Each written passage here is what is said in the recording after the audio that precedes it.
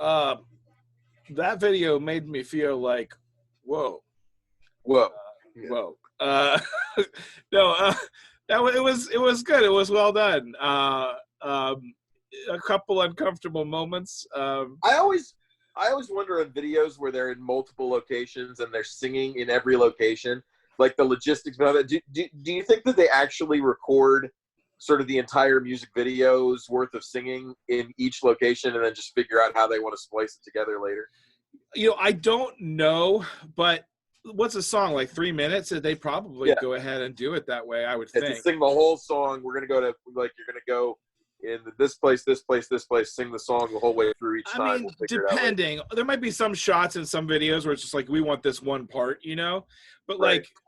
like you're going to sit in this road and, like, you just do the whole thing.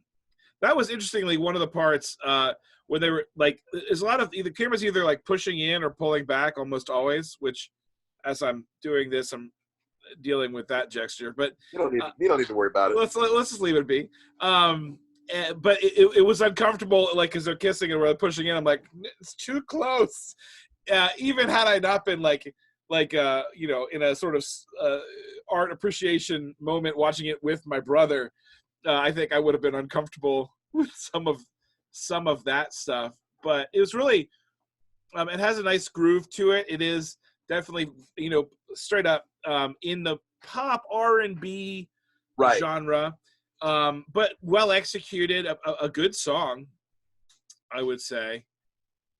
If you want to listen, the song that I originally heard that was on the Apple commercial that is still one of my favorites is "Nothing Burns Like Cold." So if you ever want to give that one a listen to in your spare time, that's another nice one of hers to do. Burns reminds me, I'm going to give this the Hand of Glory Award for most flaming fingernails. Yes, in a music video. I believe.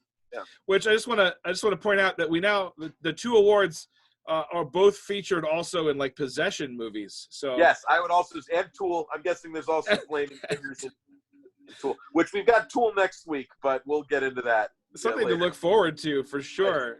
Yeah. I also, let me just ask, like, there's a bunch of shots where she's in the bath or whatever with him. Yeah. And then they pull back and there's, like, foam all over the floor. It's fake, of course, but, like, my first thought was, like, that's very messy bathing. But my second thought, that set is the most set-like of all the shots. And it kind of took me out of the moment a little bit. Did you find that, or is, like, being set pieces okay for you? I mean, so obviously, nobody sits in the middle of a street with their legs intertwined with another person kissing, right? I mean, so not during this time. I mean, obviously. Right. Really, what I wanted to highlight, the spiciness of this video is just how dangerous and irresponsible all of this behavior is. Like, right. In this, from a social distancing perspective. Right, that's right. Yeah. So I guess it didn't really bother me that much because the whole thing feels very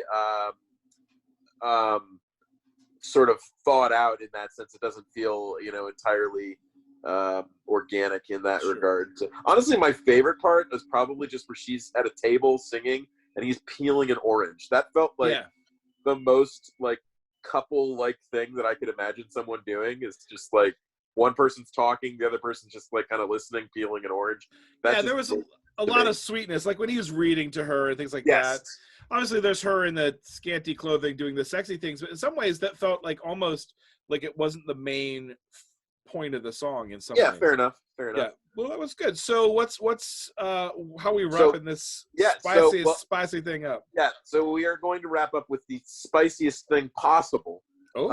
In all of human history, and that is a tango. There's nothing spicier than a tango. And so this is actually by a modern, really interesting band called Gotan Project, and they are half of the band is from Paris and half is from Argentina, and they do sort of a modern take on tango. Some of their songs incorporate some rapping in Spanish, not this one. Some of their songs incorporate some electronic elements, so just a really interesting take. This one's a little bit more straightforward, and it's just accompanied with some tango dancing.